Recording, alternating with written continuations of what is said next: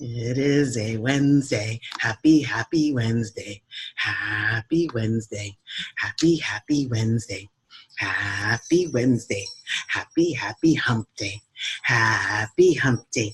Happy, happy Hump Day. Hi, everybody. Good morning. I'm wearing my jingle bells. I'm wearing my jingle bells. It's Happy Hump Day. Poppy and I, this is Poppy. Poppy and I say, I can't turn it the right way. There we go. Poppy and I say, Happy Hump Day. Yay! Hello there. Thank you for joining. I'm Valerie Sheppard, founder and CEO of the Hartley Center for Mindfulness and Self-Mastery. And I'm extremely grateful to be here. I'm grateful for you being here. And I'm excited about today's topic.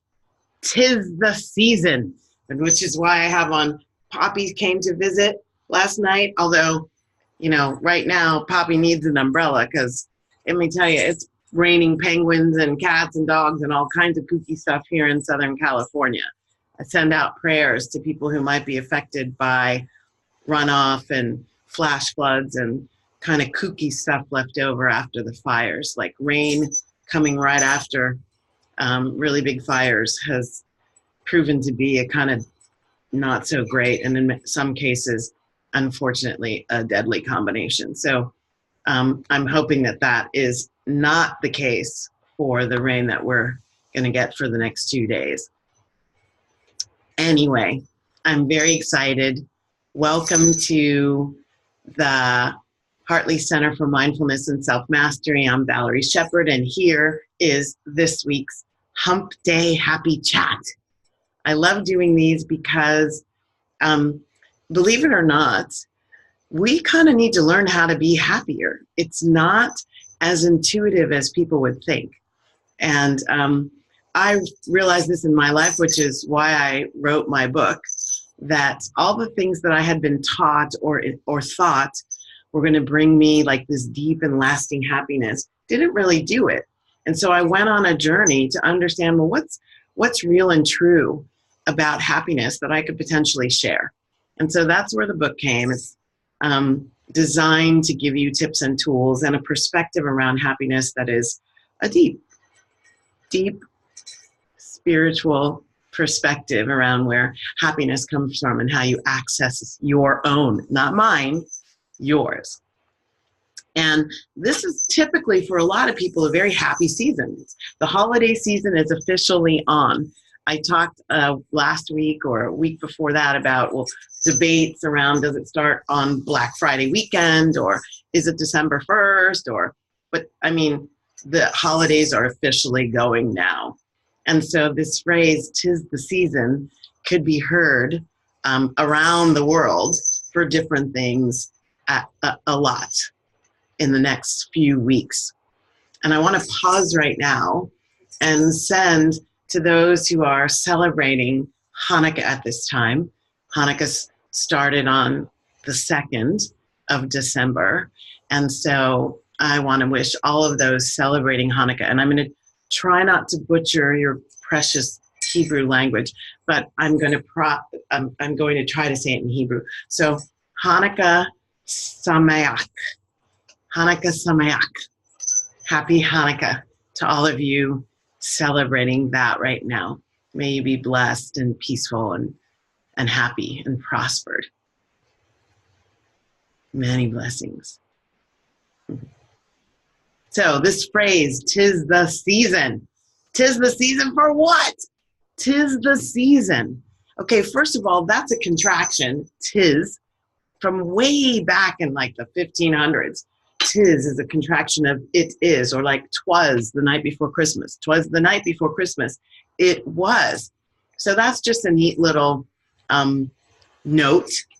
But this idea of 'tis the season. So I looked it up, and according to Grammarly, we actually started saying this phrase, 'tis the season, back in 1860 something. 19 years after it was used in the Christmas Carol. And Ebenezer Scrooge actually talked about it. It's in movies. There are all kinds of things with "'Tis the Season." It's most often credited and recognized in the song "Deck the Halls," which was written by Scottish musician Thomas Oliphant. You know how it goes. Like, let's deck the halls with boughs of holly, fa la la la la la la la. Ready? "'Tis the season to be jolly, fa la la la la la la la." So my bestie and I were out shopping, and we actually saw some really cute fa la la la la pajamas. And here's how come they were so cute. It said fa la la la llama, fa la la la la la la mama. Ridiculous, but fun, right? So this question, what I'm asking you about, is from the perspective of, how do I claim more happiness and more internal happiness? So it's nice that everything out there is telling me, be happy, be jolly, get gifts, like bells are ringing, hearths are burning. I put a fire in my fireplace for the first time on last Saturday night, and it was kind of cool. I enjoyed it. Hi, thanks for joining. So it's kind of a question, right? What is the blank? "'Tis the season for blank." What's the season in your life that's calling to you?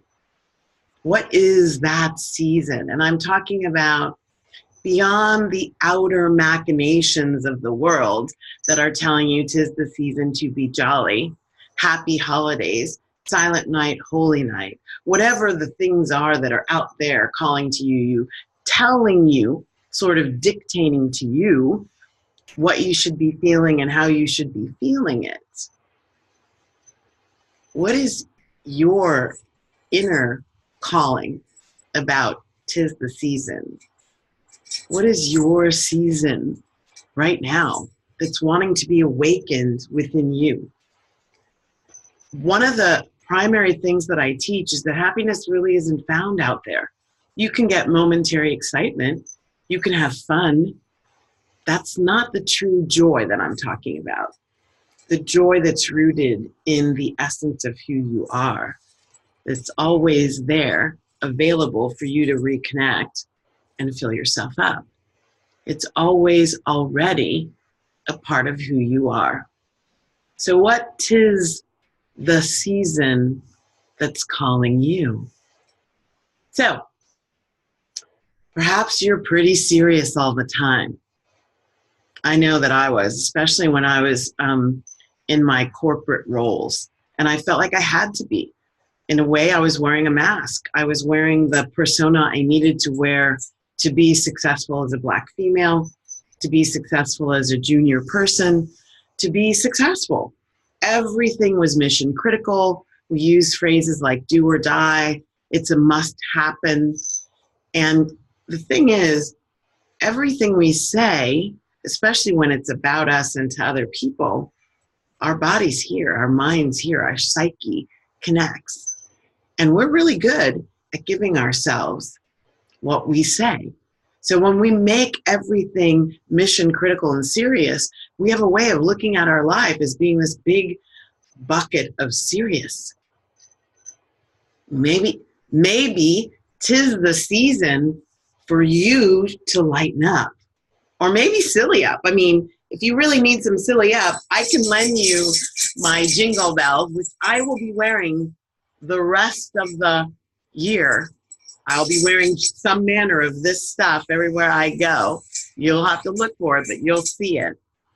I can loan you some of my silly stuff. You've seen me on my Hump Day Happy Chats with bug ears and masks, and like, I love getting my silly on today, because at one point I was being called by myself into my "'tis the season to lighten up" Valerie.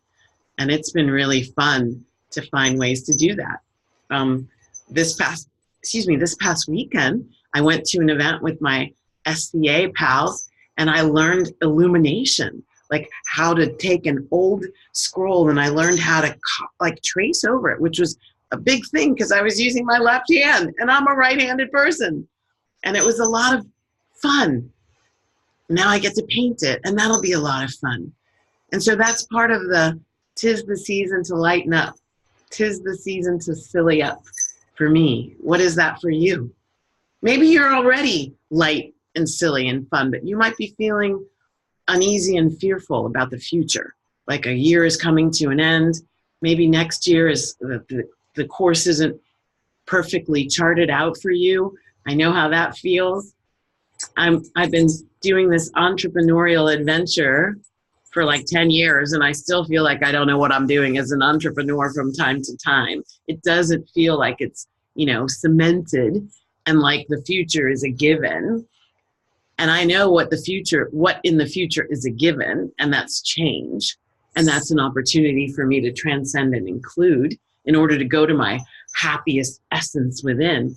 But if this is you, you're uneasy and fearful about the future, perhaps 'tis the season to grow your faith, your trust. Perhaps 'tis the season for you to anchor in on your capability. One way you can do that is look at all the things you've created. Look, all the successes, even in the past, when you also felt a little fearful about the future. Is this going to work? And boom, you did it. I don't know how. And boom, you figured it out. I can't see the path. My discernment isn't supporting me. And boom, here you are on the other side. Successful, fulfilled. So perhaps if 'tis the season to grow your faith, one thing that I do that helps me with that is over and over throughout the day, if I have to, I affirm, I am guarded, I am guided, I am prospered, I am loved. I am guided, I am guarded, I am prospered, I am loved. I am guided, I am guarded, I am prospered, I am loved. Faith. Deepen your faith and trust, and your fear has to subside. Perhaps you're feeling a lot of judgment of yourself and others. Like perhaps that's a silly, ugly sweater they're wearing. Why are they bothering with those things? That is they're taking over our songs or our music or our culture. Perhaps, those are people who are liars and cheats. Like perhaps you're judging you. I didn't do it right. I don't have enough money for presents, so maybe I don't spend money right. Perhaps there's just a low burning judgment of everything that you do that's rolling around inside of you. Yeah, I know what that's like too. So I would suggest 'tis the season to deepen your connection to compassion and tolerance that are at the core of who you are. It's your magnificent essence, the capital M-E in living happy to be me. Compassion and tolerance for yourself, for the things you don't know, the things you didn't do, the things you didn't do as well as you wanted to do them, the things you're still trying, like, boy, oh boy, that last 5 pounds of mine, I'm gonna wrestle it to the ground, no matter what.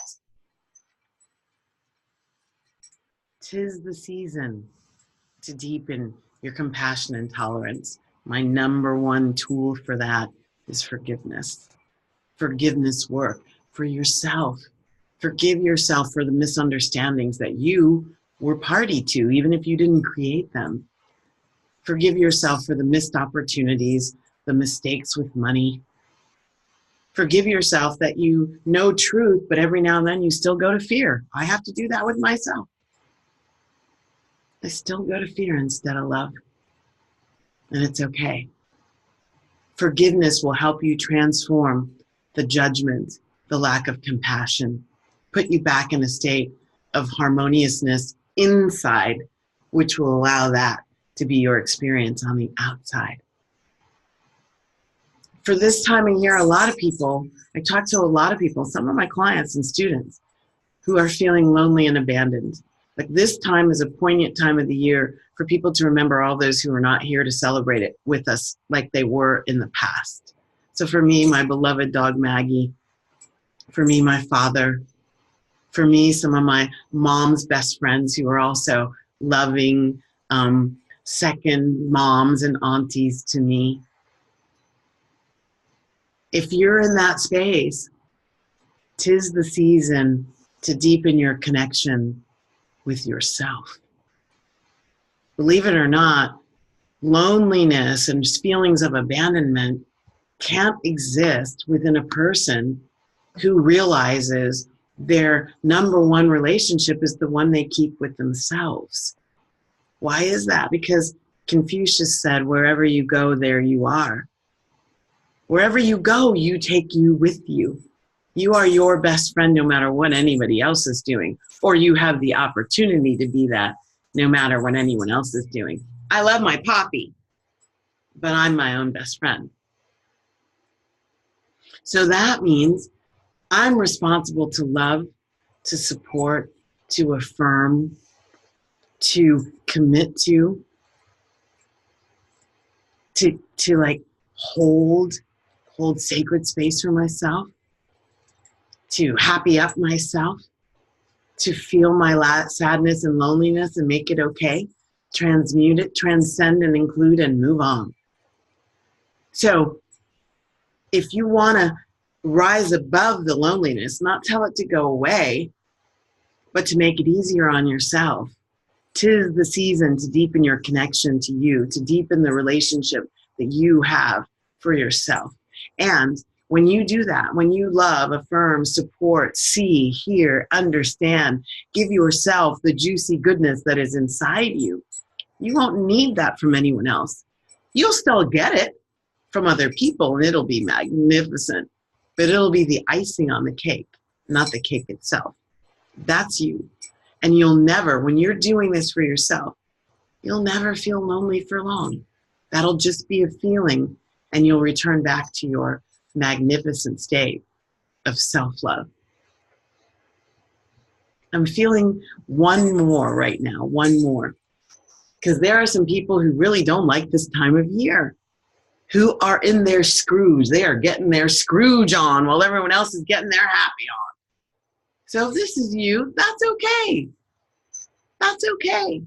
If you can't find your happy place, that's okay. Maybe what you need is 'tis the season for more gratitude. 'Tis the season to deepen your connection to and therefore expression of gratitude. Write a gratitude journal. Wake up with a gratitude list. At lunchtime, take a gratitude check-in. In the evening, do a gratitude phone call to somebody who brightened your day, somebody who's giving something in your neighborhood, in the world. Go to sleep with a gratitude meditation. If you're feeling a little Scroogeism, I don't even know if that's a word, Scroogeism, if you're Scrooging all over everybody, go to gratitude. What can you be grateful for in you, about you, and about the world, and what it's giving to you, as a way to get a little bit more happy into your Scrooginess. So those are a couple of tips for how you can make the 'tis the season for blank really unique and special and useful to you. It doesn't have to be the world's ideas of what the season's about. You have complete control and permission to design it, to craft it after your heart's desire, and also after your heart's calling, which is even deeper than a desire. It's that yearning, that thing inside you that wants your attention more than anything else. Thank you so much for joining me. I am definitely in my expression of 'tis the season. And for me, it's 'tis the season for all those things. Gratitude, forgiveness, self-acceptance, self-love, all of that stuff. And connection to the divine and the all that is inside me first and everywhere else too. I wish you many blessings, and I hope you'll join me next week. We'll have a new juicy topic to chat about on Hump Day Happy Chat. Thanks again. Enjoy your day. Make it special. Make it you. Bye now. See you later. Oh, let's see. Bye from Poppy. Poppy says bye.